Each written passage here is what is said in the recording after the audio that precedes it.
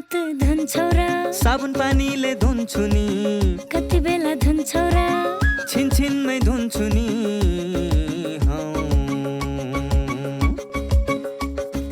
घरमा पस्दा अफिस पस्दा सधैँ धुन्छु हात कोरोनालाई यसै गरी भगाइदिन्छु म त घरमा पस्दा अफिस पस्दा सधैँ धुन्छु हात कोरोनालाई यसै गरी भगाइदिन्छु म त भान्सा छिर्नु अगाडि खाना खानु अगाडि जहाँ त्यही छोएपछि हातले छोपी खोकेपछि हात धुन्छौ र साबुन पानीले धुन्छु नि कति बेला धुन्छौ र छिनछिनमै धुन्छु नि कोरोनाबाट बच्ने 3 उपायहरू। व्यक्ति बीच 2 मिटर टाढा बस्ने, घरबाट बाहिर निस्कँदा मास्क लगाउने र बेला बेलामा साबुन पानीले मिची 20 सेकेन्डसम्म हात धुने। कोरोनाबाट आफू पनि बचाउँ र अरूलाई पनि बचाउँ। दर्शकवृन्द नमस्कार। कार्यक्रम स्वस्थ जीवनको आजको श्रृङ्खलामा यहाँलाई हार्दिक स्वागत छ। कार्यक्रम लिएर हामी हरेक दिन उपस्थित हुने गर्छौँ एनटिभी प्लस, एनटिभी कोहलपुर र एनटिभी इटहरीमा।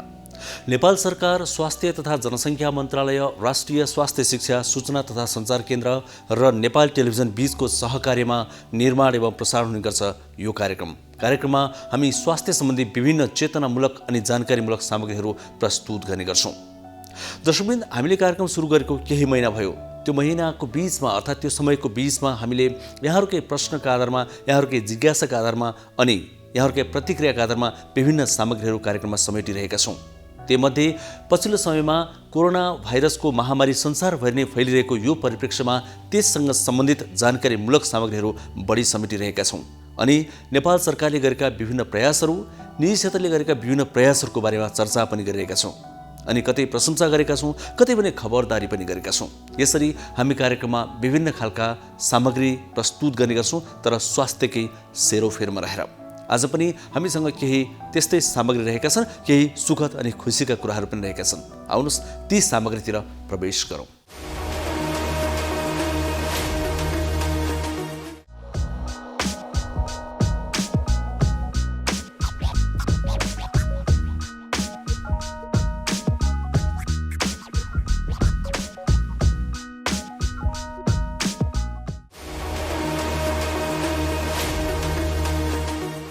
दर्शकवृन्द, समृद्ध नेपाल सुखी नेपालीको राष्ट्रिय आकांक्षालाई सङ्गालेर गठन भएको सरकारको सत्ता सञ्चालन 3 वर्ष पुगेको छ।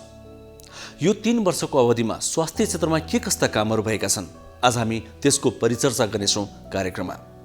सुरक्षित मातृत्व, पूर्वाधार विकास, खोप अभियान जस्ता विभिन्न कुरालाई अगाडि बढाएको छ यो सरकारले यो 3 वर्षको अवधिमा। पछिल्लो समयमा भने कोरोना भाइरसको महामारी जब सुरु भयो त्यसैमा बढी केन्द्रित भएको छ यो सरकार, अर्थात् त्यसको नियन्त्रण र रोकथामका लागि बढी केन्द्रित भएको छ, किनभने त्यो आवश्यकता पनि हो। त 3 वर्षको अवधिमा सरकारले स्वास्थ्य क्षेत्रमा र कोरोना भाइरसको नियन्त्रणमा के कस्ता कामहरू गर्यो, के कसरी प्रयास गर्यो, यो विषयमा हामी एउटा विशेष सामग्री सुरुमा प्रस्तुत गर्दैछौँ, जुन सामग्रीमा स्वास्थ्य तथा जनसङ्ख्या मन्त्री हृदय त्रिपाठीसँगको कुराकानी पनि प्रस्तुत हुनेछ। आउनुहोस् सुरुवातमा एकैछिन यो सामग्री हेरौँ।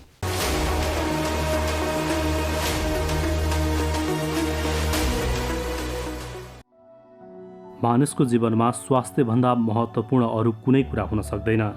नेपालको संविधानले प्रत्येक नागरिकलाई आधारभूत स्वास्थ्य सेवा निःशुल्क प्राप्त गर्ने हक प्रदान गरेको छ। कसैलाई पनि आकस्मिक स्वास्थ्य सेवाबाट वञ्चित नगरिने र प्रत्येक नागरिकलाई स्वास्थ्य सेवामा समान पहुँचको हक संविधानले प्रदान गरेको छ। सरकारले देशभर स्वास्थ्य पूर्वाधार विस्तारका साथै जनस्वास्थ्य, सुरक्षित मातृत्व, खोप, स्वास्थ्य बिमा लगायतका कार्यक्रमहरू सञ्चालन गरिरहेको छ। पछिल्लो 1 वर्ष भने कोरोना भाइरस नियन्त्रणमा सरकारको सबै ध्यान केन्द्रित रह्यो। एउटा पनि पिसिआर ल्याब नभएको देशमा यो 1 वर्षको अवधिमा 82वटा ल्याबबाट कोरोना भए नभएको पत्ता लगाउन ल्याब स्थापना हुनु आफैमा ठुलो उपलब्धि हो। अहिले सबै नागरिकको लागि निःशुल्क कोभिड-19 खोप उपलब्ध गराउने अभियान सञ्चालन भइरहेको छ। 3 वर्ष अघि स्वास्थ्य बिमा जम्मा 15 जिल्लामा लागू भएको थियो। अहिले यो कार्यक्रम देशका 63 जिल्लामा कार्यान्वयनमा आइसकेको छ। सरकार गठनपछिको 3 वर्षको अवधिमा भएका उपलब्धिबारे हामीले स्वास्थ्य तथा जनसङ्ख्या मन्त्री हृदयेश त्रिपाठीसँग संवाद गरेका छौँ। मूलत सरकारले स्वास्थ्य क्षेत्रमा पहिले त प्राथमिकताको आधारमा बजेट नै बढाएको छ, देखिने गरी नै छ सबै। तर समस्या के भयो भने कोभिड-19 पनि यही क्रममा आएको हुनाले हामी नयाँ चुनौती हामीलाई थपियो र जसले गर्दाखेरि कोभिड-19 कै नियन्त्रण र रोकथामलाई केन्द्रबिन्दु बनाएर सरकारले आफ्ना काम कारबाही पछिल्लो चरणमा अगाडि बढाएको छ। अहिलेको अवस्था के हो भने हामीले मूलभूत रूपले दक्षिण एसियामा पनि कुनै पनि सरकारले गर्न नसकेको एउटा काम गरियो भने प्रत्येक पालिकामा 5 शैय्या, 10 शैय्या र 15 शैय्याको अस्पतालको हामीले निर्माणको चाहिँ एउटा अगाडि बढाएका छौँ। यसलाई पूर्णता दिने सरकारले गर्नेछ, जो गेम चेन्जर नै हो। यसले नेपालको स्वास्थ्य प्रणालीलाई नै मूलभूत र आधारभूत रूपले यसले परिवर्तन गर्नेछ। दोस्रो यसमा हेर्ने भने अन्य देशभन्दा पनि हामीले कोभिड-19 को क्रममा जाँदाखेरि, यद्यपि यो सबैको लागि नयाँ हो, विश्वको लागि नै नयाँ थियो, त्यसमा हामी यसको रोकथामको लागि केही कमीको बावजुद पनि, र त्यो कमी हरेक देशले भोग्यो, त्यस्तै हामीले पनि भोग्यौँ, कमीको बावजुद पनि हामीले यसलाई रोकथाम नियन्त्रणको लागि केही आधारभूत रूपले सरकारले अगाडि कदम बढाए। यद्यपि आलोचना विभिन्न किसिमका भए। अहिले पनि हामी अब यो चरणमा छौँ कि भ्याक्सिन संसारले लगाइरहेको हुनाले हामीले पनि भ्याक्सिन को या खोपको अभियान सुरु गरेका छौँ र दक्षिण एसियामा हामी दोस्रो देश हुन पुग्यौँ यो अभियान सुरु गर्नेमा। 16 तारिखमा अङ्ग्रेजी तारिख हिसाबले 16 तारिखमा हिन्दुस्तानले सुरु गर्यो, इन्डियाले 21 तारिखमा हामी कहाँ आइपुग्यो र हामी आएकै 6 दिनभित्र हामी खोप अभियान सुरु गरिसक्यौँ र अहिले पनि त्यो सफलतापूर्वक सम्पन्न भइरहेको छ। खोपकै अर्को खेप ल्याउनको लागि सरकार प्रयत्नशील पनि छ र केही हदसम्म अगाडि पनि बढिसकेको छ। यस्तै विश्व स्वास्थ्य सङ्गठन लगायतका कोभ्याक्सबाट आउने खोपहरूको पनि हामीले केही सुनिश्चितता पाएका छौँ। यो सबै हुँदाहुँदै पनि स्वास्थ्य प्रणालीमा रहेका जुन चुनौतीहरू छन् त्यसलाई विषम परिस्थितिमा हुँदाहुँदै पनि समाधान गर्न सरकारले केही कदमहरू अगाडि बढाए, जुन मैले उल्लेख गरिसकेँ। र त्यो अब यद्यपि यो विकासको, सुन्दरताको, मित्रताको अन्त्य हुँदैन र सन्तुष्ट पनि हुनु हुँदैन। त्यस कारणले हामीले पनि सन्तुष्ट हुने भन्दा पनि जुन कर्तव्य बोधका साथ सरकारले काम गरेको छ त्यसमा चाहिँ हामीले सन्तोष व्यक्त गर्ने ठाउँ छ र अभियानको रूपमा हामीले केही कदम अगाडि बढाएका छौँ, जसमा आधारभूत अस्पतालहरूको निर्माण, कोभिड-19 को विरुद्धमा लडाइँ सङ्घर्षलाई सफलतापूर्वक सञ्चालन गर्ने लगायतका विषयमा हामी अगाडि नै बढिरहेका छौँ। मूलभूत रूपले यस्तो अर्को पनि छ, जस्तो वीर अस्पतालको लागि नै हामीले जुन त्यहाँको स्थानहरूलाई परिवर्तन गरेर दुवाकोटमा जुन जग्गा वीर हस्पिटलकै नाममा आइसकेको छ, न्याम्सको नाममा आइसकेको छ, त्यहाँ शिक्षण र अस्पताल दुइटै हुने भयो। त्यो कदमलाई हामी अगाडि बढाउन अस्ति मात्रै पनि हामी त्यसमा अर्थमन्त्रीज्यू र म स्वयं पनि गएका थियौँ र त्यसलाई अगाडि बढाउने हामी कदमहरू धेरै अगाडि बढिसकेका छन्। अन्य अस्पतालहरूको पनि स्तर वृद्धि गर्दा, जसमा एसडियू भन्छन् यो बेडहरू, त्यो हामीले झनै 2000 थप्ने, देशभरि नै थप्ने जुन कार्यक्रम अगाडि बढिसकेको छ। कतिपय ठाउँमा थपि पनि सकिएको छ, झनै 800-900 बेड चाहिँ एसडियू बेड। त्यो पनि एउटा महत्त्वाकाङ्क्षी कार्यक्रम हो, त्यो पनि अगाडि बढिसकेको अवस्था छ। र यस्तै स्वास्थ्य क्षेत्रमा आएका कमी कमजोरीहरूलाई पनि तर्फसम्म पनि सरकारको र विशेष गरी हाम्रो ध्यान गएको छ र त्यसलाई पनि हामी पुरा गर्छौँ। र अरू जुन रेगुलर जुन खोपहरू चलिरहेका हुन्थे बालबालिकाको लागि, पोलियो लगायतका खोपहरू, त्यसलाई पनि हामी विषम परिस्थितिमा भए पनि जारी नै राख्यौँ, निरन्तरता नै रह्यो। त्यो आफैमा पनि हाम्रो जस्तो स्वास्थ्य प्रणाली रहेको र विकासशील देशको स्वास्थ्य प्रणालीको तुलनामा हेर्ने भने एक किसिमले त्यसलाई सफलताको रूपमा नै हामी लिन्छौँ। चुनौतीपूर्ण थियौँ र केही हामी जस्ता विकासशील देशहरूभन्दा अलिकति हाम्रो यसमा पर्फर्मेन्स अलिकति अरूभन्दा राम्रै देखियो। त्यो म्यान पावर उत्पादन गर्ने क्रममा पनि एक ढङ्गले राम्रो अगाडि गइरहेको छ। तथापि यो चुनौती हरू नभएका हुनाले यसमा पनि अनगिनत चुनौतीहरू छन् र त्यो अनगिनत चुनौतीहरूलाई एकैचोटि समाधान गर्न सक्ने स्थितिमा यद्यपि म छैन। अहिले त हामी चुनावको समय र चुनावको तयारी को उसमा सरकार लागेको छ, तर पनि स्वास्थ्य प्रणाली अथवा खोप अभियान लगायतका जे विषयहरू छन् त्यो चुनावले प्रभावित नहुने हिसाबले हामी कार्यक्रमहरू तर्जुमा गरेका छौँ। भ्याक्सिनको विषयमा एउटा कुरा तपाईँहरूलाई अलिकति समय म नलिकन एउटा भन्छु। हामी कुनै पनि भ्याक्सिन भित्राउनको लागि एउटा निश्चित कानुन मापदण्डहरू छन्, नियमहरू छन्। ती नियमहरूले के भन्छन् भने कुनै पनि भ्याक्सिनको तेस्रो ट्रायल सम्पन्न भइसकेर न्यूनतम 2टा देशमा उसले सञ्चालन गराएछ भने मात्रै त्यो भ्याक्सिन एउटा निश्चित मापदण्ड पुरा गरेर निश्चित कागजातहरू दिइसकेपछि मात्रै हामी अनुमति दिने, त्यो पनि आपतकालीन प्रयोगको लागि अनुमति दिने औषधि व्यवस्था विभागले गर्ने गर्दछ। अब जति भ्याक्सिन अहिले पनि हामी कहाँ जुन भारत सरकारले दिएको 10 लाख यो अक्सफोर्ड एस्ट्राजेनिकाको जुन भ्याक्सिन आयो त्यो पनि ती सबै प्रक्रियाहरू पुरा नहुँदासम्म ल्याउन हामी सकेका थिएनौँ र त्यो प्रक्रिया पुरा गरेर नै ल्याउँछौँ। अहिले पनि जुन भ्याक्सिन भित्रिन्छ या त विश्व स्वास्थ्य सङ्गठनले मान्यता दिएको भ्याक्सिन हुनु पर्यो या जुन हाम्रा मापदण्डहरू छन् त्यो मापदण्ड पुरा गरेको भ्याक्सिन हुनु पर्यो। दोस्रो कुरो, तेस्रो कुरो, अब हामीलाई भ्याक्सिनको विषयमा बडा स्पष्ट म के भन्छु भने यो स्वास्थ्य सामग्री अथवा व्यापारिक सामग्री मात्रै रहेन, यो राजनीतिक सामग्री भएको छ। पुरै विश्व नै भ्याक्सिनको खोजीमा छ, किन विश्व नै यसबाट प्रभावित छ र भ्याक्सिन सीमित देशका सीमित कम्पनीहरूले मात्रै उत्पादन गरिरहेको अवस्था छ। सही कुरा त्यही हो। त्यसकारण त्यसका लागि हामीले व्यक्तिगत पनि, सरकारले पनि, सरकारमा रहेका व्यक्तिहरूले पनि सम्बन्धित देशको सरकारसँग हामीले निकट भएर काम गरेर मात्रै भ्याक्सिन ल्याउन सक्ने अवस्थामा हामी पुर्याइरहेका छौँ र त्यसमा हामी लागिरहेका छौँ अहिले। दोस्रो कुरो के हो भने केही भ्याक्सिन यस्ता छन् जसको लागि हामीलाई पूर्वाधार छैन। तिनका चाहिँ हामीले तापक्रम नै हामीले मेन्टेन गर्न सक्दैनौँ, ढुवानी गर्न सक्दैनौँ, स्टोरेज गर्न सक्दैनौँ, लगाउन सक्दैनौँ लगायतका केही भ्याक्सिनहरू यस्ता पनि विश्वमा उत्पादित भएका छन् जो WHO ले मान्यता त दिएको छ, तर हाम्रो चाहिँ पूर्वाधारले गर्दाखेरि हामी त्यसलाई ल्याउन सक्ने अवस्थामा छैनौँ। यसको अर्थ के भने सीमित भ्याक्सिनहरू मात्रै हामीले ल्याउन सक्ने अवस्था छ, सबै उत्पादित भ्याक्सिनहरू हामी ल्याउन सक्ने अवस्थामा छैनौँ। यसको लागि हामीले भ्याक्सिन उत्पादक देशका म आएदेखि पनि सबै राजदूतहरूसँग मैले भेटिसकेको छु। अमेरिकन राजदूत, भारतीय राजदूत, ब्रिटिस राजदूत, हिजो रसियन राजदूत सहितको एउटा रुसबाट नै एउटा डेलिगेसन आएको छ, त्योसँग मात्रै 1.5 घन्टा हामीले यहाँ छलफल गऱ्यौँ। अरू देशका राजदूतहरूलाई पनि हामीले भेटिसकेका छौँ जो भ्याक्सिन उत्पादक देशको रूपमा अहिले चाइनिज राजदूत लगायत सबैलाई हामीले भेटिसकेका छौँ। हाम्रो नियम, हाम्रो कानुनले एलाउ गर्नेसम्म र हाम्रो पूर्वाधारले धान्ने हिसाबको भ्याक्सिन मात्रै हामी भित्राउँछौँ। र अर्को मूल्यको कुरो छ सबभन्दा महत्त्वपूर्ण, हामीले भारत सरकारसँग को सहयोगमा उसले सहुलियत दरमा खरिदको लागि केही मूल्य निर्धारण गरेर अहिले केही भ्याक्सिनको सङ्ख्या हामीले त्यो बन्दोबस्त हामीले गर्दैछौँ र त्यो मूल्य पनि तय भइसक्यो, सङ्ख्या पनि तय भइसक्यो।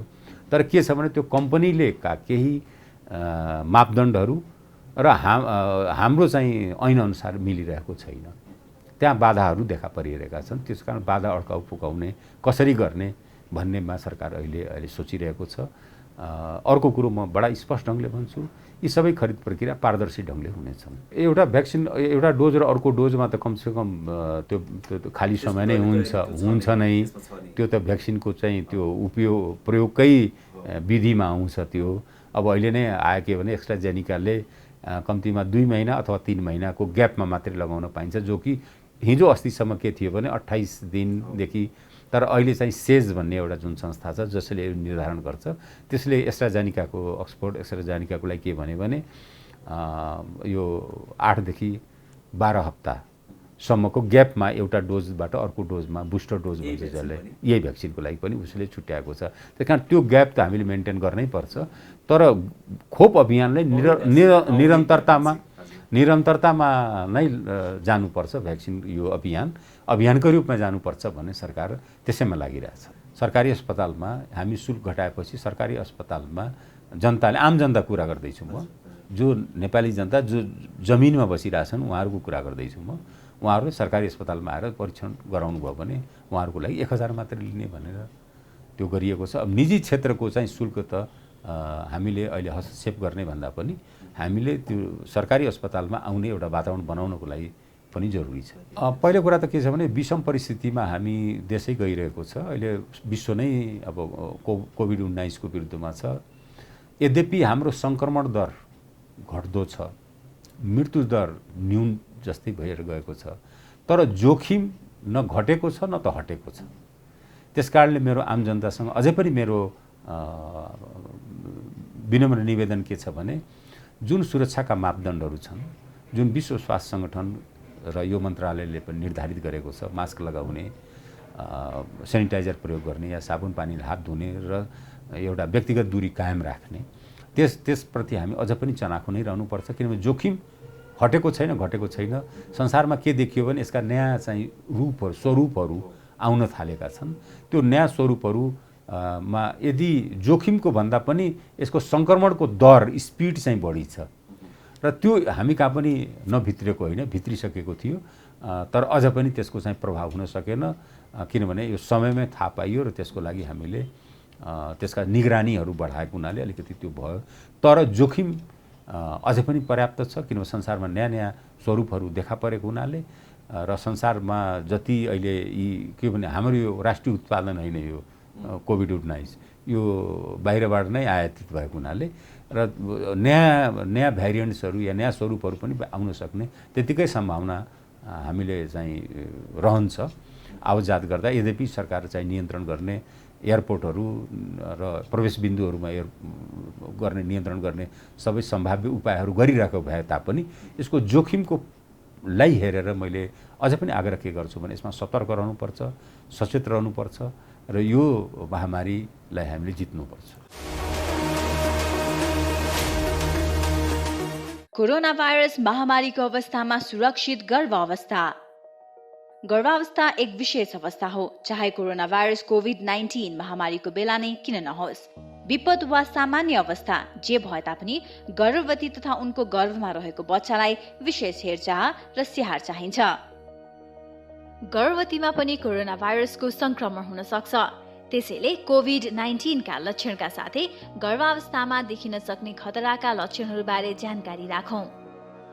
गर्भावस्थामा देखिने खतराका लक्षणहरू: टाउको साह्रै दुख्नु, आँखा तिरमिराएर धमिलो देखिनु, हात तथा मुख सुनिनु, हात खुट्टा अरुरो भई काँप छुट्नु वा मुर्छा पर्नु, कडासित तल्लो पेट दुख्नु, योनिबाट रगत वा पानी बग्नु।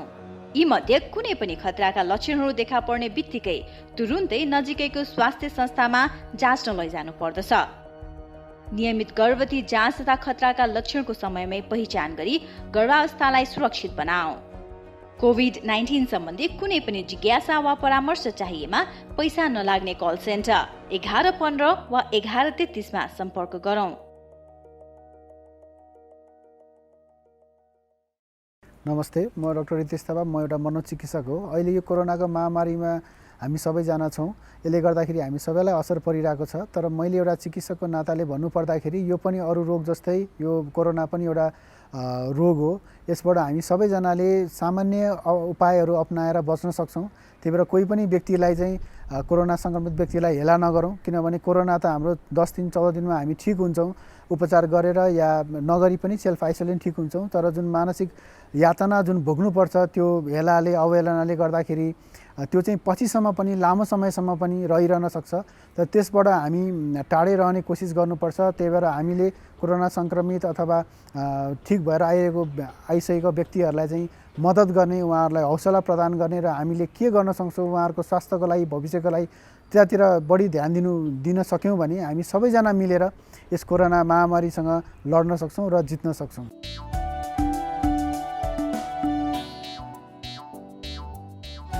नमस्ते दाजु भाउजू। नमस्कार। कताबाट अस्पतालमा? कसलाई के भयो र? त्यस्तो केही होइन भाइ, यिनको र मेरो सामान्य स्वास्थ्य जाँच गर्न आएको। ल, केही नहुँदा पनि स्वास्थ्य परीक्षण गर्नुपर्छ र? पैसाको नाश मात्र। त्यसो भनेर कहाँ हुन्छ र भाइ? समय समयमा स्वास्थ्य जाँच गरायो भने आफ्नो स्वास्थ्यको अवस्थाबारे थाहा हुन्छ। यसरी नियमित रूपमा स्वास्थ्य जाँच गराउँदा कुनै रोग लागेको छ भने सुरुवाती अवस्थामा नै रोग पत्ता लाग्छ अनि समयमै उपचार गर्न सजिलो हुन्छ नि। सही भन्नुभयो दाइ। मैले पनि आफ्नो र परिवारको नियमित स्वास्थ्य जाँच गराएको भए आज मेरो श्रीमतीको यो हालत हुने थिएन र पैसा पनि जोगिन्थ्यो। म त मेरो र मेरो परिवारको स्वास्थ्यप्रति सजग छु। तपाईँ पनि अबदेखि नियमित रूपमा स्वास्थ्य परीक्षण गराउनुहोस् है। राष्ट्रिय स्वास्थ्य शिक्षा सूचना तथा सञ्चार केन्द्र।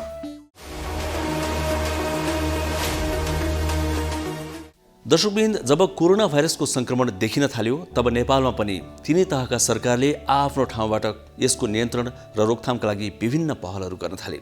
संघीय सरकार, प्रदेश सरकारहरू अनि स्थानीय सरकारहरू सबैले आफ्नो ठाउँबाट सकेको कोसिस गरिरहे। एउटा सुखद कुरा नै मान्नुपर्छ, हामी कहाँ संक्रमणको दर अरू देशको तुलनामा निकै कम भयो, मृत्यु दर पनि कम भयो। भ्याक्सिन पनि यसको विरुद्धमा कोरोना भाइरसका संक्रमित देखिएको 1 वर्षमै उपलब्ध भयो र अहिले त्यो अभियान जारी नै छ। कुनै पनि रोग लागेको नलागेको सबभन्दा पहिला त पहिचान गर्नु पर्यो, त्यसपछि उपचार गर्न सहज हुन्छ, उपचार गर्ने बाटो खुल्छ। त्यसैले कोरोनाको परीक्षण सहज बनाउनु कुनै समय एकदमै जटिल कुरा थियो र अत्यावश्यक पनि थियो। सरकारले त्यसमा केन्द्रित गर्दै अर्थात् त्यसलाई प्राथमिकतामा राख्दै त्यो अभियान पनि सुरु गर्यो र परीक्षण अहिले सामान्य भइसकेको छ। त्यसैगरी कोरोना विरुद्धको भ्याक्सिन लगाउने काम पनि अहिले सञ्चालन भइरहेको छ। कोरोनाका संक्रमित देखिएको ठिक 1 वर्षपछि यो भ्याक्सिन नेपालमा लगाउन थालेको हो। यो तुलनात्मक रूपमा नेपालमा छिट्टै नै सुरु गरेको एउटा अभियान हो, जुन अभियान अहिले पनि जारी छ। सरकारले कोरोना नियन्त्रणमा गरेका प्रयासहरू अब हामी एकैछिन प्रस्तुत गर्दैछौँ। सरकारले कोरोनाको नियन्त्रणमा के कसरी प्रयास गरिरहेको छ, भ्याक्सिनहरूको व्यवस्थापन के कसरी गरिरहेको छ, यस सम्बन्धमा प्रधानमन्त्रीका मुख्य सल्लाहकार विष्णु प्रसाद रिमालसँग हामीले कुराकानी गरेका छौँ। उहाँसँगको कुराकानीमा आधारित सामग्री अब एकैछिन हेरौँ।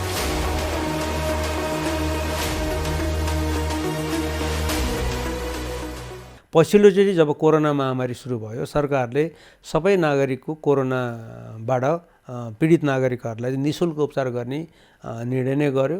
PCR टेस्ट भन्नुहोस् अथवा चाहिँ उपचारका अरू कुराहरू भन्नुहोस्, त्यो गर्दै आयो र अहिले पछि आएपछि कोरोनाले हाम्रो स्वास्थ्यको आधार संरचनाहरू कमजोर छ भन्ने महसुस गराइसकेपछि सरकारले सबभन्दा धेरै लगानी नै स्वास्थ्यमा गर्ने निर्णय गर्यो। 396वटा चाहिँ स्थानीय तहमा चाहिँ अस्पतालहरूको शिलान्यास गर्ने, 5 देखि 15 बेडसम्मको अस्पताल बनाउने र कुनै पनि स्थानीय तह अस्पतालबाट विमुख नबनाउने र प्रत्येक प्रदेशमा सरुवा रोग अस्पताल बनाउने निर्णय गरेका छौँ र झन्डै 1 खर्ब जति लगानी हामीले यो अस्पताल निर्माणमा स्वास्थ्य क्षेत्रमा अहिले खर्च गरेका छौँ। हामीले एउटा उदाहरण हेर्ने भने कोरोनाको सन्दर्भमा वुहानमा कोरोनाको चाहिँ यो आउटब्रेक भइसकेपछि नेपालमा पहिलोचोटि कोरोना सङ्क्रमित देखिँदाखेरि उसको PCR टेस्ट गर्नको लागि हामीले स्याम्पललाई स्वाब चाहिँ हामीले हङकङ पठाउनु पर्ने स्थिति थियो। हामी कहाँ ल्याब नै थिएन, किट नै थिएन, त्यो व्यवस्था नै थिएन। अहिले हामी 67 भन्दा बढी ठाउँबाट यो कोरोना परीक्षण गर्न सक्छौँ र झन्डै 25,000 26,000 मान्छे एकै दिनमा हामी कोरोनाको टेस्ट गर्न सक्ने तहको क्षमतामा पुगेका छौँ। कुनै समय हामीसित 700 भन्दा कम चाहिँ हामीसित भेन्टिलेटर थियो भने अहिले 1200 भन्दा माथि भेन्टिलेटर पुगेको छ। त्यही हिसाबले हाम्रो ICU को बेडहरू बढेका छन्, अस्पतालमा इन्फ्रास्ट्रक्चरहरू, अस्पतालको फ्यासिलिटीहरू बढाउने काम गरिएको छ।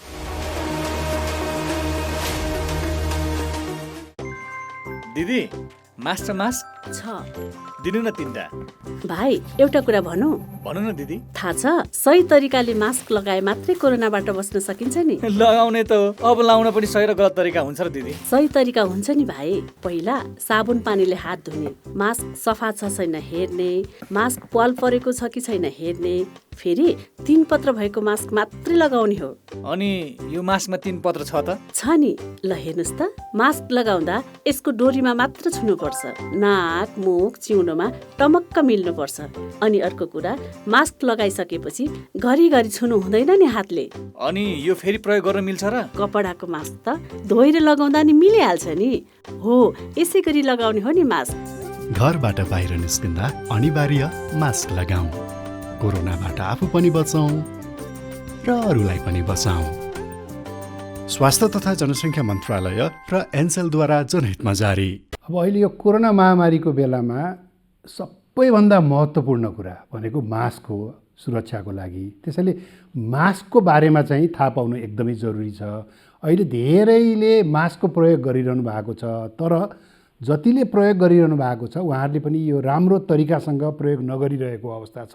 त्यसैले मैले अहिले मास्कको बारेमा यो कसरी यसलाई सही तरिकाले प्रयोग गर्ने भन्ने बारेमा यहाँहरूलाई म केही कुराहरू बताउन चाहन्छु। मास्क मोटामोटी रूपमा हामीले 3 प्रकारका अहिले देखिराखेका छौँ। पहिलो प्रकार भनेको यो N95 मास्क छ। यो N95 मास्क भनेको यस्तो प्रकारको छ। यो N95 मास्कमा पनि 2 प्रकारको छ। एउटा यस्तो भल्भ भएको छ, यहाँ यस्तो भल्भ छ यसमा, र अर्को थरीमा चाहिँ भल्भ छैन। त्यसैले यो N95 मास्कमा भल्भ भएको र भल्भ नभएको गरी 2 प्रकारको छ। र अर्को यो सर्जिकल मास्क छ। यो सर्जिकल मास्क सबैभन्दा धेरै प्रयोग भइरहेको यो सर्जिकल मास्क हो। र तेस्रो चाहिँ कपडाले बनाएको, घरमै कपडाले बनाएको मास्क छ। अब यो मास्क लगाउँदाखेरि हामीले के कुरा थाहा पाउनुपर्छ भने अब यसलाई राम्रोसँग नाक र मुख छोपिने गरी लगाउनुपर्छ। यसरी राम्रोसँग नाक र मुख छोपिने गरी मास्क लगाउनुपर्छ र मास्क लगाउँदाखेरि यो भागमा समाउनुपर्छ। यो भागमा मास्कमा समाउनु हुँदैन कि यो कानमा अड्काउने भागमा समाएर अनि यसलाई यस प्रकारले लगाउनुपर्छ। टप्प हुने गरी नाक, गाला, तलको चिउडो कतैबाट पनि हावाभित्र बाहिर नआउने गरी यो लगाउनुपर्छ। र अहिले फुकाल्दाखेरि पनि यो पछाडिपट्टि कानको पछाडि फुकालेर यसरी फुकाल्नुपर्छ। र मास्क लगाउँदाखेरि र फुकाल्दाखेरि हात चाहिँ धुनुपर्छ। यो जरुरी छ कि हातले चाहिँ मास्कलाई छुन हुँदैन। यो पहिलो कुरो हो। दोस्रो कुरो, अब यो मास्क अब कहिलेसम्म लगाइरहने, यो आज लगाउने भोलि पर्सि कहिलेसम्म लगाउन मिल्छ भन्दाखेरि यो N95 मास्क बलियो छ। यसलाई तपाईँले पुनः प्रयोग गर्न सक्नुहुन्छ। यो महँगो पनि छ। यो स्वास्थ्य कर्मीहरूले प्रयोग गर्नुहोस् भनेर हामीले धेरै जस्तो जोड दिइराखेका छौँ। यसलाई चाहिँ लगाइसकेपछि घरमा गएर एकचोटि पखालेर साबुन पानीमा पखालेर घाममा सुकाइदिँदाखेरि हुन्छ भने यो सर्जिकल मास्क जुन चाहिँ धेरै आम नागरिकहरूले प्रयोग गरिरहनु भएको छ यसलाई दोहोऱ्याएर प्रयोग गर्न हुँदैन। यो डिस्पोजेबल हुन्छ। एकचोटि लगाएपछि यसलाई फाल्नुपर्छ। तर अब केही कारणले गर्दा यसलाई दोहोऱ्याएर फेरि प्रयोग गर्नु पर्यो भने यसलाई धुन हुँदैन। धोएपछि यो बिग्रन्छ। यसलाई घाममा सुकाइदिनु भयो, राम्रोसँग घामको किरणमा सुकाइदिनु भयो भने त्यो फेरि यसलाई प्रयोग गर्न सकिन्छ। कम्तीमा यसलाई 1 घन्टादेखि 2 घन्टा चाहिँ घाममा सुकाउनुपर्छ। त्यसैले यो मास्कको बारेमा हामीले यति कुरा। अर्को कुरा के छ त भन्दाखेरि मास्क, कपडाको मास्क पनि उत्तिकै प्रभावकारी छ। अब कपडाको मास्क तपाईँले 3वटा लेयर, 3वटा तहको कपडाको मास्क बनाउन सकिन्छ र त्यसलाई घरमा मजाले धोएर त्यसलाई घाममा सुकाएर पुनः प्रयोग गर्न सक्नुहुन्छ। त्यसैले मास्कै नलगाउनुभन्दा जस्तो प्रकारको मास्क भए पनि मास्क लगाउनु उचित हुन्छ। र अहिले कोरोना भाइरसबाट बच्ने सबैभन्दा महत्त्वपूर्ण हतियार भनेको मास्क नै हो। त्यसकारणले यो मास्कलाई चाहिँ सही तरिकाले लगाउनुहोस् भन्ने मैले अनुरोध गर्न चाहन्छु। हाम्रो एक सन्तान छ, अर्को तुरुन्तै जन्माउने इच्छा छैन। त्यसैले परिवार योजनाको लामो अवधिका केही अस्थायी साधनहरूको बारेमा सल्लाह लिउँ भनेर आएको। तपाईहरु जस्तो लामो अवधिको गर्भान्तर गर्न चाहनेहरूको लागि इम्प्लान्ट वा आयुसिडी नै ठिक हुन्छ। अनि यो इम्प्लान्ट आयुसिडी कहाँ कसरी प्रयोग गरिन्छ, कति समय काम गर्छ होला? इम्प्लान्ट चाहिँ महिलाहरूको पाखुराको छाला मुनि राख्ने हो र यो एक पटक राखेपछि 5 वर्षसम्म गर्भ रहँदैन। अनि आयुसिडी नि? आयुसिडी चाहिँ महिलाहरूको पाठेघरमा राखिन्छ र यो एक पटक राखेपछि 12 वर्षसम्म गर्भ रहँदैन। बीचमै सन्तानको रहर भयो भने? यदि तपाईहरुलाई बीचैमा सन्तानको रहर भएमा यी दुवै साधनहरूलाई झिक्न पनि सकिन्छ। अनि यी दुवै अस्थायी साधनहरू कतिको सुरक्षित छन् त? सुरक्षित र प्रभावकारी छन्। तपाईहरुले केही डर मान्नु पर्दैन। पहिला तपाईहरु सल्लाह गर्नुहोस्, त्यसपछि सेवाको लागि त हामी जहिले आउनुहुन्छ तयार छौँ। नमस्ते, म डाक्टर निपुञ्ज श्रेष्ठ, बालरोग विशेषज्ञ। अहिले यो कोभिड-19 इन्फेक्सनको जुन एउटा महामारी जुन सुरु भएको छ यसमा चाहिँ बालबालिकाहरू पनि उत्तिमै जोखिममा छन्। हामीले बालबालिकाहरूलाई यो कोभिड इन्फेक्सनबाट जोगाउनु धेरै जरुरी देखिन्छ। अब बालबालिकालाई जोगाउनको लागि हामीले जुन ठुलो मान्छेहरूको लागि भन्छौँ त्यस्तै नै हो। मास्कको प्रपर युज हुनु पर्यो, हात टाइममा धोइराख्नु पर्यो, ह्यान्ड सेनिटाइजरहरू युज गरिराख्नु पर्यो, सोसियल डिस्टेन्स मेन्टेन गर्नु पर्यो, बच्चाहरू बाहिर गएर अरूसँग धेरै घुलमिल हुनु भएन, घरमै बसिराख्नु पर्यो। यति हामीले गऱ्यौँ भने हामीले बालबालिकाहरूलाई पनि यो कोभिड-19 को इन्फेक्सनबाट बचाउन सक्छौँ। यो भन्दै बच्चाहरू जब घरमा हुन्छन् उसलाई घरमा चाहिँ एउटा ह्याप्पी इन्भाइरोमेन्ट पनि हामीले राखिदिनु पर्यो। बुवा आमाले बच्चालाई के गरेर खुसी राख्न सकिन्छ हैन, उसको इन्ट्रेस्ट के छ, म्युजिक गर्न चाहन्छ कि आर्ट गर्न चाहन्छ कि कुनै खेल घरभित्रै खेल्न चाहन्छ कि, त्यो सबमा बुवा आमा पनि इन्भल्भ भएर उसलाई चाहिँ खुसी राख्न सक्नुभयो भने उसलाई यो सिनारियो जुन अहिले कोभिड सिनारियो छ त्यसबाट हामी सुरक्षित राख्न सक्छौँ र उसको मानसिक र शारीरिक विकासमा पनि हामी मद्दत गर्न सक्छौँ जस्तो चाहिँ हामीलाई लाग्छ। हस्, धन्यवाद।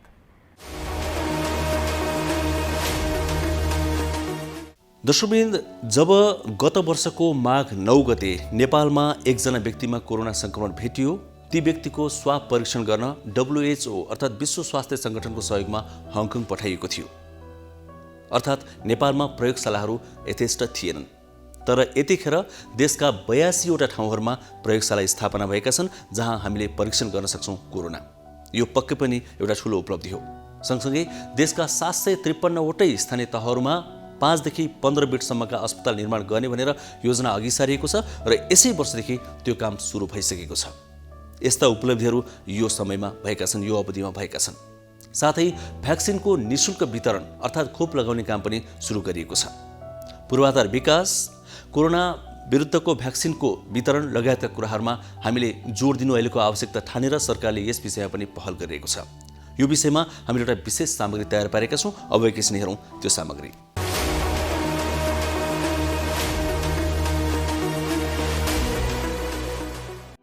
नेपालमा पहिलो पटक गत वर्षको माघ 9 गते कोरोना संक्रमण पुष्टि भएको थियो। उनको परीक्षण यहाँ सम्भव नभएपछि नमुना विश्व स्वास्थ्य संगठनको सहयोगमा हङकङ पठाइएको थियो। एउटा पनि PCR ल्याब नभएको देशमा 1 वर्षको बीचमा 82वटा ल्याबबाट कोरोना भए नभएको पत्ता लगाउन ल्याब स्थापना हुनु आफैमा ठुलो उपलब्धि हो। गुणस्तरीय आधारभूत स्वास्थ्य सेवामा जनताको पहुँच सुनिश्चित गर्ने उद्देश्यका साथ यही अवधिमा 396 स्थानीय तहमा अस्पताल निर्माण सुरु गरिएको छ। सरकारले कोभिड-19 भाइरस संक्रमणको रोकथाम तथा नियन्त्रणको लागि अपनाएका रणनीतिका कारण विकसित मुलुकहरूभन्दा पनि संक्रमणको असर नेपालमा कम देखिएको छ। अहिले प्रयोगशालासहित स्वास्थ्य पूर्वाधार देशभर विस्तार गरिएको छ भने सबै नागरिकको लागि निःशुल्क कोभिड-19 खोप उपलब्ध गराउने अभियान अन्तर्गत प्राथमिकताका आधारमा खोप सेवा सञ्चालन गरिएको छ। स्वास्थ्य क्षेत्रमा नेपालमा निकै ठुला उपलब्धि भएका छन्। अन्तर्राष्ट्रिय समुदायले समेत यी उपलब्धिहरूलाई मुक्त कण्ठले प्रशंसा गरेका छन्। पोलियो, कुष्ठरोग उन्मूलन, मातृ शिशु, नवजात शिशु, बाल मृत्युदरमा कमी, परिवार नियोजन, खोपको कभरेज आदि विषयमा भएको उपलब्धि उल्लेखनीय छन्। 3 वर्ष अघि स्वास्थ्य बिमा जम्मा 15 जिल्लामा लागू भएको थियो भने अहिले यो कार्यक्रम देशका 63 जिल्लामा कार्यान्वयनमा आएको छ। स्वास्थ्य क्षेत्रमा चाहिँ अस्पताल पूर्वाधार चाहिँ स्वास्थ्य क्षेत्रको चाहिँ यो 15 योजनाको रूपान्तरणकारी आयोजना हो। यो राष्ट्रिय प्राथमिकताको आयोजना हो। त्यो अन्तर्गत चाहिँ अहिलेसम्म हाम्रो 649वटा स्थानीय तहहरूमा आधारभूत अस्पतालहरू छैनन्। त्यो मध्ये 649 जनामा आधारभूत अस्पताल नभइसकेपछि यो चालु वर्षको बजेट तथा नीति कार्यक्रममा चाहिँ 396वटा पालिकाहरूमा आधारभूत अस्पतालहरू बनाउने कार्यक्रम राखिएको छ। जनसङ्ख्या भूगोलको आधारमा चाहिँ ती अस्पतालहरू 5 शय्याका, 10 शय्याका र 15 शय्यासम्मका रहन्छन्। त्यो हिसाबले हामीले जनसङ्ख्यालाई हेरेका छौँ, भूगोललाई हेरेका छौँ। कोभिड-19 को सङ्क्रमण बढेसँगै चाहिँ आधारभूत स्वास्थ्य पूर्वाधारहरूको विकास गर्नुपर्छ भनेर चाहिँ साउन महिनामा 649वटा स्थानीय तहहरूमा आधारभूत अस्पतालहरू थिएनन्। त्यहाँ चाहिँ न्यूनतम 5 बेडको अस्पताल अस्थायी अस्पताल रूपमा सञ्चालन गर्नका लागि पनि करिब 64 करोड रुपियाँ चाहिँ प्रत्येक पालिकाहरूमा बजेट व्यवस्था गरिएको छ र 649वटा जिल्लाहरू स्थानीय तहहरूमा अहिले अस्पतालहरूको अस्थायी सञ्चालन गर्ने र त्यसैलाई एउटा भवन निर्माण गरिसकेपछि चाहिँ स्थायी संरचनाबाट चाहिँ अस्पताल सेवा पुर्याउने भन्ने हिसाबले गरेका छौँ। यसको जनशक्ति पनि आकलन गरेका छौँ, यसको स्रोतहरू पनि आकलन गरेका छौँ र 396वटा आधारभूत अस्पताल निर्माणका लागि चाहिँ करिब चाहिँ 58 अर्बको लागत लाग्छ। यो 58 अर्बको लागत चाहिँ ठुलो एउटा लगानी हो र आगामी वर्ष फेरि बाँकी 396 मा हामी 649 अस्पतालमध्ये बाँकी अस्पतालहरू पुर्याउनका लागि पनि के गर्छौँ भन्दाखेरि फेरि अरू पनि अस्पतालहरू अर्को वर्ष यही समयमा शिलान्यास गर्ने गरी पूर्व तयारीको काम पनि गर्न खोजिरहेका छौँ। तर 2 वर्षभित्र निर्माण सम्पन्न गर्नुपर्छ भन्ने हाम्रो लक्ष्य छ र अब अर्को वर्ष लाग्ने ठेक्का लाग्ने आधारभूत अस्पतालहरू बाँकी रहेका छन्, तिनीहरू पनि अर्को 2 वर्षभित्रमा सम्पन्न गर्ने गरी गर्नुपर्ने हुन्छ। यसबाट चाहिँ अस्पतालहरूमा करिब चाहिँ तपाईँको अहिलेको स्वास्थ्य पूर्वाधारमा 26,000 बेड हामीसँग थिए भने टोटल सार्वजनिक निजी गरेर आधा 50% बेडहरू चाहिँ हामी चाहिँ यो अहिलेको स्वास्थ्य पूर्वाधारको लगानीबाट थप्न खोजिरहेछौँ। त्यो सही त्यति थपिँदाखेरि चाहिँ जनताले चाहिँ स्वास्थ्य सेवा पाउनको लागि चाहिँ अलिकति सरल र सहज हुन्छ भन्ने हाम्रो अनुमान छ। 2 वर्षभित्र सक्नुपर्ने हुन्छ। यसको सँगसँगै अब कोभिड-19 को सङ्क्रमणको सुरुमा चाहिँ हामीले प्रत्येक प्रदेशमा 50-50 बेडको सौरारोग अस्पताल, यो सौरारोग अस्पतालको निर्माण चाहिँ प्रदेश सरकारको सामाजिक विकास मन्त्रालयबाट हुन्छ। आधारभूत अस्पतालहरूको निर्माण चाहिँ स्थानीय तहबाट हुन्छ र सङ्घमा पनि 300 बेडको सौरारोग अस्पतालहरू चाहिँ निर्माण गर्न चाहिँ खोजिरहेछौँ। यसको चाहिँ जग्गा प्राप्तिको प्रक्रियामा छ। हामी यसको प्रस्ताव चाहिँ नेपाल सरकार मन्त्री परिषदमा प्रस्ताव पेश गरिसकेका छौँ। त्यो जग्गा प्राप्ति भएपछि सकेसम्म चाहिँ यसै वर्ष चाहिँ केन्द्रमा पनि 300 बेडको सौरारोग अस्पताल चाहिँ हामी सुरुवात गर्न खोजिरहेछौँ र अहिले हामीसँग सुक्रा टपिकलमा चाहिँ एउटा सौरारोग अस्पताल धेरै पहिला सुरु गरेको मात्रै छ। त्यसको एउटा विस्तारित रूपमा चाहिँ अलिक ठुलो अस्पतालको खोजी गरेका छौँ। प्रत्येक प्रदेशमा 50-50 बेडको र केन्द्रमा चाहिँ 300 बेडको यसरी गर्न खोजिरहेको छौँ। स्थानहरू चाहिँ सौरारोग अस्पतालको पनि सबै प्रदेशमा पहिचान भइसकेको छ। अब पहिला हामीले चाहिँ एउटा अस्थायी अस्पताल सञ्चालन गर्नका लागि चाहिँ आधारभूत अस्पतालमा 1 जना MBBS डाक्टर, 2 जना स्टाफ नर्स भइरहेको अहिले स्वास्थ्य चौकीमा थप्नुपर्छ भनेका छौँ। अब यी आधारभूत अस्पताल बन्दाखेरि 5, 10 र 15 बेडका अस्पतालहरू बन्छन्। यसको चाहिँ जनशक्तिको आकलन हामी गरिसकेका छौँ। यी जनशक्तिको व्यवस्थापन हामीले एउटा अर्गनाइजेसन व्यवस्थापनको अध्ययन गरेर चाहिँ हामी सम्बन्धित पालिकाहरूमा अब पठाउँछौँ। त्यसपछि त्यसमा चाहिने यन्त्र उपकरणहरू पनि अस्पतालको निर्माण कार्य सम्पन्न गर्ने अवस्थासम्म चाहिँ त्यहाँ चाहिने यन्त्र उपकरणहरूको व्यवस्थाहरू गर्छौँ र यो अहिलेको लागत चाहिँ 15 बेडको अस्पताल बनाउनको लागि 18 करोड जति लागत लाग्छ एउटा अस्पताल बनाउनलाई। अरूलाई 5 बेडको लागि चाहिँ 7-8-9 करोड कति लाग्छ अनि 12 करोडसम्मको लगानी लाग्छ होइन। त्यो हिसाबले चाहिँ हामी लागत र डिजाइन चाहिँ यहीँबाट निर्धारण गरेर पठाएको छौँ र निर्माण सम्पन्न हुनुभन्दा अगाडि त्यसमा चाहिने यन्त्र उपकरण र जनशक्तिको व्यवस्थापन चाहिँ हामीले स्थानीय तह र प्रदेशसँग मिलेर चाहिँ गर्नुपर्ने हुन्छ। एउटा सौरारोग अस्पतालको लागत चाहिँ करिब चाहिँ प्रारम्भिक लागत चाहिँ 31 करोड चाहिँ पर्छ 50 बेडको लागि अनि 300 बेडको लागि चाहिँ सौरारोगको निर्माण लागत चाहिँ जग्गा बाहेकको लागत हो 91 करोड चाहिँ 300 बेडको लागि चाहिँ 91 करोडको लागत हामी देखेका छौँ बनाउनको लागि। प्रारम्भिक लागत अनुमान पनि तयार भइसकेका छन्। बजेट व्यवस्थापन चाहिँ यो वर्ष चाहिँ आधारभूत अस्पतालहरूको लागि र सौरारोग अस्पतालको लागि चाहिँ बजेट व्यवस्थापन चाहिँ यो वर्षको लागि चाहिँ भएको छ।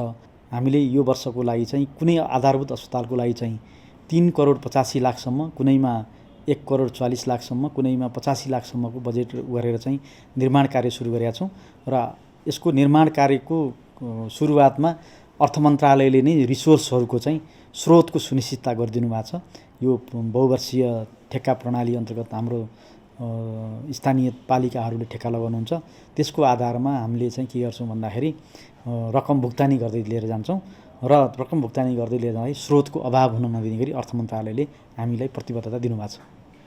र सौरारोग अस्पतालको हकमा चाहिँ यो वर्ष नै 31 करोड लाग्ने लागतको चाहिँ यो वर्ष नै हामी 8 करोड बजेट चाहिँ प्रदेश सरकारको सामाजिक विकास मन्त्रालयमा पठाइसकेका छौँ। हाम्रो अहिले हामीले हेर्नुपर्ने के छ भने हामी सामाजिक विकासको क्षेत्रमा सरकारले नेतृत्वदायी भूमिका लिनुपर्छ भनेको छ। शिक्षा, स्वास्थ्य लगायतका खानेपानीका सामाजिक क्षेत्र भन्छ यसलाई। सरकारको नेतृत्वदायी भूमिका हुनुपर्छ र 15औं योजनाले चाहिँ सरकारको प्रमुख भूमिका हुनुपर्छ। त्यो भनेको के हो भन्दाखेरि हाम्रो संविधानले केही मौलिक हकको कार्यान्वयन गर्नका लागि चाहिँ आधारभूत स्वास्थ्य सेवा चाहिँ निःशुल्क हुन्छ भनेको छ। त्यो कारणले हाम्रा आधारभूत स्वास्थ्य अस्पतालहरू चाहिँ चाहिए। त्यो हिसाबले स्वास्थ्य मन्त्रालय अन्तर्गत चाहिँ 2टा रूपान्तरणकारी कार्यक्रमहरू छन्। एउटा अस्पतालहरूको पूर्वाधारको विकास गर्ने, अर्को चाहिँ स्वास्थ्य बिमा कार्यक्रम सञ्चालन गर्ने भनिएको छ। स्वास्थ्य बिमा कार्यक्रमको प्रारम्भिक तपाईँको गेट किपर भन्छ, त्यो चाहिँ आधारभूत अस्पताल हुने भएर चाहिँ आधारभूत अस्पताललाई चाहिँ अलिकति स्तरीय सेवा गुणस्तरीय सेवा दिनका लागि चाहिँ हामी चाहिन्छ। त्यो आधारभूत अस्पतालभन्दा तल चाहिँ प्रत्येक वडामा चाहिँ हाम्रा आधारभूत स्वास्थ्य चौकीहरू हुन्छन्।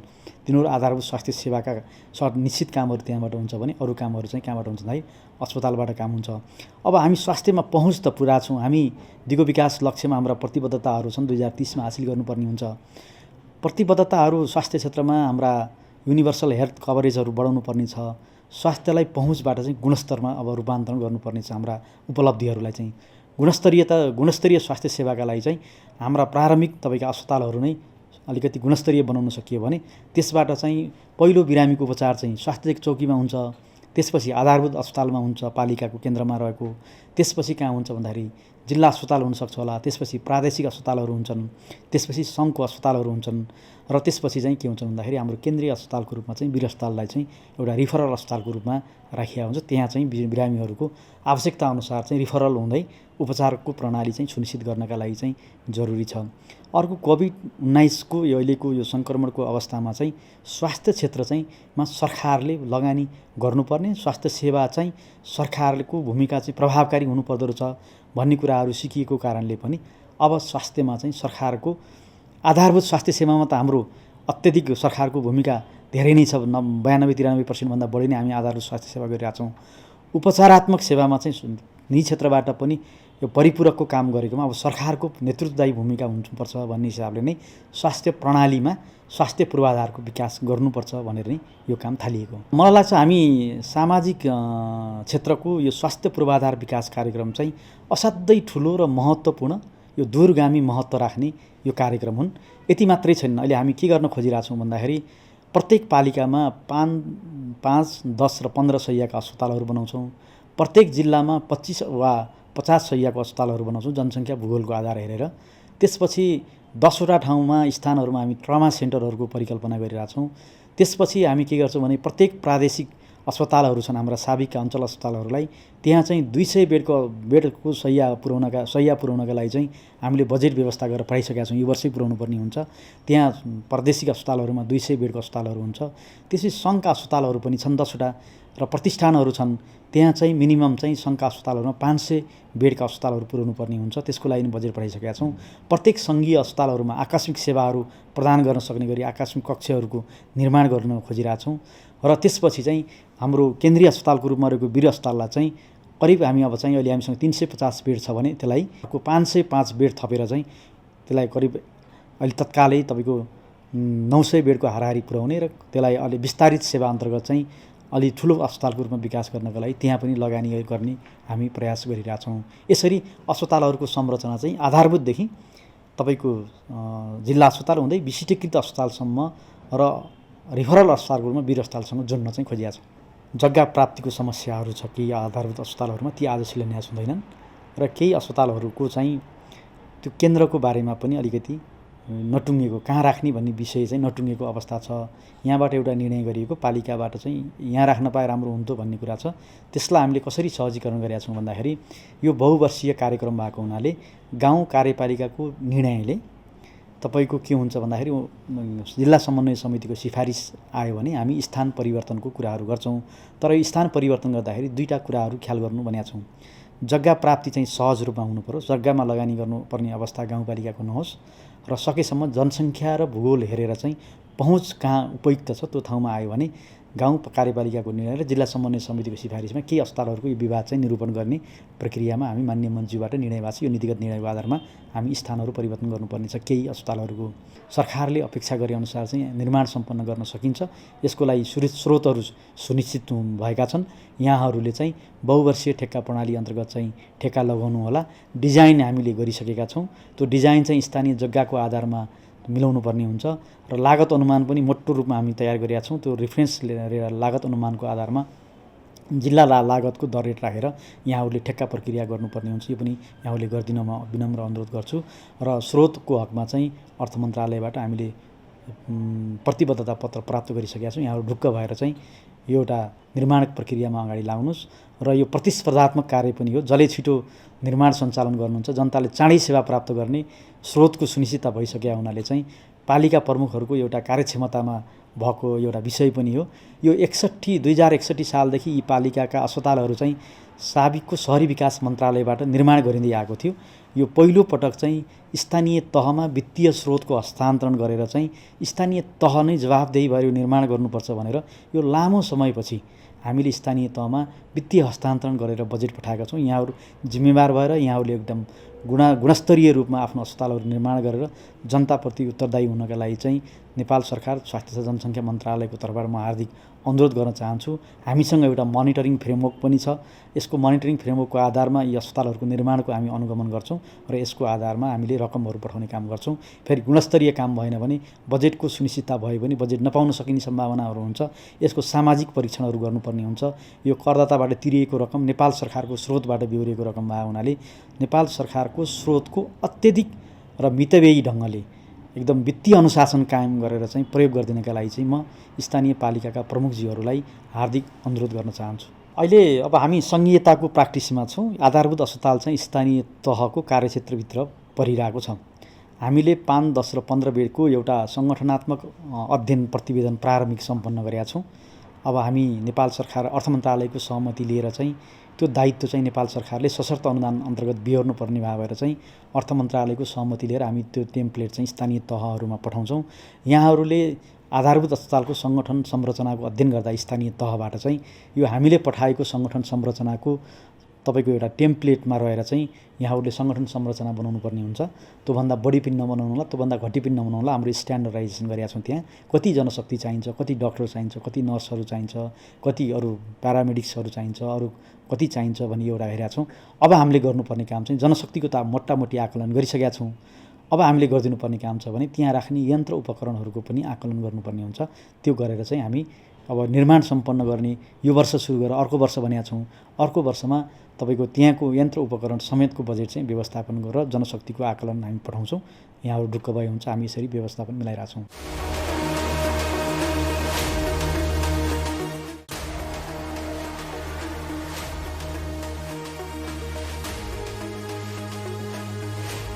कार्यक्रम स्वस्थ जीवन हरेक दिन एनटिभी प्लसबाट बिहान 7 बजेदेखि 8 बजेसम्म र पूर्ण प्रसारण साँझ 5 देखि 6 बजेसम्म एनटिभी कोहलपुरबाट 1 देखि 2 बजेसम्म र एनटिभी इटहरीबाट दिउँसो 2 देखि 3 बजेसम्म प्रसारण हुने गरेको छ।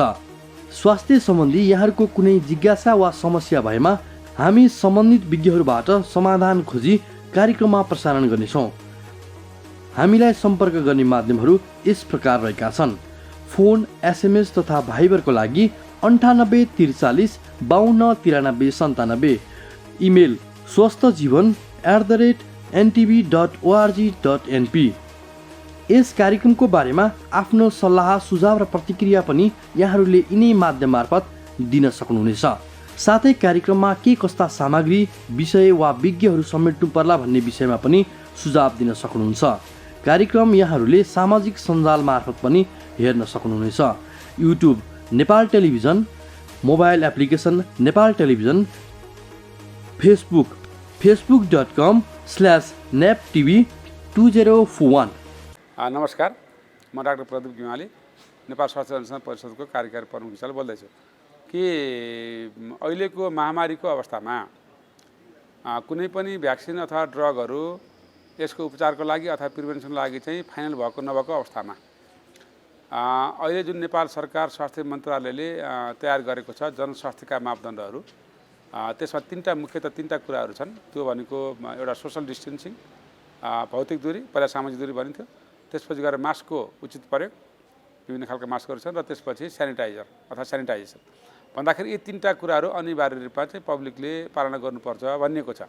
यो जनस्वास्थ्यको मापदण्ड हो र त्यो प्रयोग भएन भने चाहिँ यसको कानुनी चाहिँ तपाईँको दायरामा आउनुपर्छ भनिएको छ। र यही क्रममा स्वास्थ्य मन्त्रालयको रिक्वेस्टमा नेपाल स्वास्थ्य अनुसन्धान परिषदले काठमाडौँभित्रका विभिन्न सङ्घ संस्थाहरू, त्यसपछि गएर चाहिँ तपाईँको पब्लिक प्लेसेसहरू अथवा सपिङ मल, होइन, बस स्ट्यान्ड लगायतका ठाउँहरू चाहिँ गएर हामीले विभिन्न ठाउँमा चाहिँ अध्ययन गऱ्यौँ काठमाडौँमा एनएचआरसीको लिडरसिपमा। र त्यहाँ हामीले अध्ययन गर्दा के देखियो भने सामाजिक दूरीको अवस्था हेऱ्यौँ, मास्कको चाहिँ प्रयोग कस्तो छ भनेर हेऱ्यौँ, र त्यसै सेनिटाइजेसनको अवस्था कस्तो छ भने त्यसमा के देखेको छ भने जम्मा हामीले चाहिँ लिएका चाहिँ 45 डाटामध्ये होइन 72% चाहिँ तपाईँको मानिसहरूले मास्क लगाउनुहुन्छ भनेको अर्थ 27.समथिङले मास्क लगाएको छैन, 28% भनौँ होइन, मास्क लगाएको छैन। त्यस्तै गरी चाहिँ तपाईँको सेनिटाइजको स्थिति हेर्दाखेरि 60% चाहिँ हात सेनिटाइजेसन गरेको छ हरेकचोटि काममा भन्ने देखिएको छ। र सोसल डिस्टेन्सिङको हामी कुरा गऱ्यौँ, सामाजिक दूरी, भौतिक दूरीको कुरा गऱ्यौँ। भौतिक दूरीको कुरा गर्दाखेरि हामीले भौतिक दूरीको त 2 मिटरको बिचमा हुनुपर्छ भनिएको छ, अवस्थामा जाँदाखेरि चाहिँ त्यो चाहिँ ग्याप राखिएको छ होइन, तर प्रयोग गरेको मान्छे एकदम थोरै देखियो कि तपाईँको चाहिँ गएर 31% मान्छेहरूमा मात्र चाहिँ तपाईँको चाहिँ गएर भौतिक दूरीको उचित प्रयोग गरेको देखियो। र अहिलेको जस्तो महामारीको अवस्थामा मैले यहाँलाई पनि भने prevention is better than cure भन्ने कुरा चाहिँलाई आत्मसात गर्नु चाहिँ जरुरी देखिन्छ। र यसरी चाहिँ तपाईँको चाहिँ गएर हामीले यसलाई पालन नगर्दाखेरि रोगहरू चाहिँ हामीले घरमै बस्न निम्ताएका हुन्छौँ। र हरेकचोटि चाहिँ अब के बुझ्नु पऱ्यो भने हरेक व्यक्तिले मसँग कोही नजिक आउँदैछ भने त्यो मान्छे 2 मिटर बिचमा छ कि छैन, ग्यापमा बस्नुहोस् भन्ने चाहिँ भन्नु पऱ्यो, माइन्ड गर्नु भएन उनले पनि। र मास्कको उचित प्रयोग गर्नुपर्छ भनेर सम्झाउनु पऱ्यो, गर्न लगाउनु पऱ्यो, भन्नु पऱ्यो। हरेक व्यक्तिको दायित्व र सेनिटाइजेसनमा चाहिँ हामी चाहिँ सचेत हुनु पऱ्यो। गर्दाखेरि के भन्नु पर्ने, अर्कोलाई पनि कोरोना लागिसकेको छ, मलाई लाग्न सक्छ भनेर त्यो खालको चाहिँ तपाईँको चाहिँ मापदण्ड फलो गऱ्यो भने हामीलाई कोरोना लाग्ने सम्भावना अत्यन्त न्यून हुन्छ। त्यस कारणले गर्दा यो औषधि भ्याक्सिनको लागि पछि कुद्नु पर्दैन र जनस्वास्थ्यको मापदण्ड फलो गरौँ। र यसमै भलाइ छ, एज अ डाक्टरको नाताले, एज अ रिसर्चरको नाताले, रिसर्चबाट पनि देखिएको छ होइन, तपाईँको चाहिँ तथ्यले पनि भनेको कुरा भन्दाखेरि यहाँहरूलाई यो आग्रह गर्न चाहन्छु नेपाल स्वास्थ्य अनुसन्धान परिषदको तर्फबाट र एउटा व्यक्तिगत डाक्टरको तर्फबाट। धन्यवाद। काकी कता हिँड्नु भएको? रुगा खोकी लागेर सन्चो नभएको धेरै भयो, औषधि लिन हिँडेँ कि म त। हो, म पनि अस्ति बिरामी हुँदा एन्टिबायोटिक औषध किनेर खाकी थिएँ। मसँग बाँकी छ, त्यही खाँदा भइहाल्छ नि, किन जानु पर्यो र? हिँड्नुहोस्, मसँग औषध लिएर जानु होला। ल ल जाऊ। कहाँ जाने कुरा हुँदैछ? बहिनीकोमा एन्टिबायोटिक रहेछ, त्यही लिन जान लागि। कहाँ त्यसरी एन्टिबायोटिक खानुहुन्छ त? स्वास्थ्य कर्मीको सिफारिस बिना मैले छोरीलाई एन्टिबायोटिक औषधि खुवाउँदा रोग बल्झेर छोरीले कति धेरै दुःख पाए। तुरुन्त स्वास्थ्य कर्मी कहाँ गएर जचाएर मात्र औषधि खानुहोस्। तपाईँ यहाँ आएर धेरै राम्रो गर्नुभयो। एन्टिबायोटिक औषधिको दुरुपयोगले बारम्बार रोग बल्झिएर निको हुन गाह्रो हुन्छ र हामी सबैलाई जोखिममा पारेको छ। त्यसैले सधैँ स्वास्थ्य कर्मीको सिफारिसमा मात्र एन्टिबायोटिक औषधि पुरा मात्रामा र पुरा अवधि सेवन गर्ने गरौँ। स्वास्थ्य सम्बन्धी महत्त्वपूर्ण नम्बरहरू। स्वास्थ्य सम्बन्धी कुनै पनि जानकारी र सहयोगका लागि स्वास्थ्य तथा जनसङ्ख्या मन्त्रालयका हटलाइन नम्बरहरू 1115 र 1133 वा मोबाइल नम्बर 985112 55839। एम्बुलेन्स सेवाको लागि 102 र 112। वैदेशिक रोजगारीको क्रममा स्वास्थ्यमा समस्या भएमा, अन्य सहयोग वा जानकारी आवश्यक परेमा श्रम, रोजगार तथा सामाजिक सुरक्षा मन्त्रालयको हटलाइन नम्बर 1141। शान्ति, सुरक्षा र अन्य सहयोगका लागि नेपाल प्रहरीको नम्बर 100। सशस्त्र प्रहरी बलको नम्बर 1114। रगत आवश्यक परेमा ब्लड बैंकको नम्बर 01 42 25 344। दर्शकवृन्द, आजको कार्यक्रममा हामीले यो सरकार गठन भएको 3 वर्षको समयमा के कस्ता उपलब्धिहरू स्वास्थ्यको क्षेत्रमा हासिल गर्यौँ भनेर समीक्षा गर्ने प्रयास गर्यौँ। विशेष गरी स्वास्थ्यको कुरा गर्दाखेरि पूर्वाधार विकास, सुरक्षित मातृत्व, स्वास्थ्य बिमा लगायतका कुराहरूलाई आधार मान्दै अर्थात् त्यसलाई केन्द्रमा राख्दै सरकारले विभिन्न कामहरू गरेको छ। त्यसैको चर्चा आजको कार्यक्रममा हामीले गर्यौँ। साथै पछिल्लो समयमा कोरोना भाइरसको संक्रमण देखिन थालेपछि सरकारले चालेका कदमहरूको पनि समीक्षा गर्यौँ। पक्कै पनि केही सुरुवातहरू राम्रा भएका छन्, कमी कमजोरी हुन सक्छन्, त्यसलाई हामीले सच्याउँदै जानुपर्छ, आवश्यक ठाउँमा खबरदारी पनि गर्नुपर्छ। तर राम्रा काम पक्कै भएका छन्, तिनको प्रशंसा पनि गर्नुपर्छ। यो हामी सबैले स्वीकारेको कुरा हो। आजको कार्यक्रमबाट हामी बिदा माग्दैछौँ। आज हामीले अलिकति फरक किसिमले हाम्रो फर्मेटभन्दा अलिक बाहिर गएर कार्यक्रम निर्माण गर्यौँ, किनभने यो आजको आवश्यकता पनि थियो। सरकारले गरेका कामहरूको चर्चा गर्दै प्रशंसा पनि गर्नु र खबरदारी पनि गर्नु हाम्रो दायित्वभित्र पनि पर्छ। जानुभन्दा अगाडि केही कुराहरू भनिहालौँ। कार्यक्रम यहाँहरूले युट्युब लगायतका सामाजिक सञ्जालहरूमा पनि हेर्न सक्नुहुन्छ। हामीले स्क्रिनमा तिनको बारेमा विस्तृत जानकारी दिइरहेका छौँ। अर्को कुरा, कार्यक्रम यहाँलाई कस्तो लाग्छ, हामीलाई सल्लाह, प्रतिक्रिया, सुझाव पठाउन नबिर्सनुहोला, ती हाम्रा मार्गदर्शक हुन्छन्। अर्को कुरा, यहाँहरूको पनि स्वास्थ्य सम्बन्धी कुनै समस्या या जिज्ञासा छ भने हामीलाई पठाउनुहोला। टेलिफोन गरेर भने पनि हुन्छ, SMS गरे पनि हुन्छ, भाइबर गरे पनि हुन्छ, इमेल गरे पनि हुन्छ, कुनै पनि माध्यम यहाँले प्रयोग गर्न सक्नुहुन्छ। अर्को पनि यहाँलाई जानकारी दिइहालौँ, नेपाल टेलिभिजनको आधिकारिक फेसबुक पेजमा हरेक दिन साँझ 5 देखि 6 बजेसम्म यो कार्यक्रम प्रत्यक्ष नै हेर्न सक्नुहुन्छ। साथै NTV plus, NTV Kohalpur, NTV इटहरीबाट दैनिक रूपमा फरक फरक समयमा हेर्न सक्नुहुन्छ नि। सरकारले आफ्नो ठाउँबाट पहल गरिरहेको छ, तर हामी हरेक नागरिकको पनि आफ्नै दायित्व हुन्छ स्वस्थ रहनुमा। अनि मात्रै हामीले सँगालेको साझा राष्ट्रिय आकाङ्क्षा समृद्ध नेपाल, सुखी नेपाली पुरा हुन सक्छ। यही आग्रहसँगै आजको कार्यक्रम यही अन्त्य गर्छौँ। भोलि फेरि आउँछौँ आजकै समयमा। सबैलाई बिदा दिनुहोस्। हस् त, नमस्ते।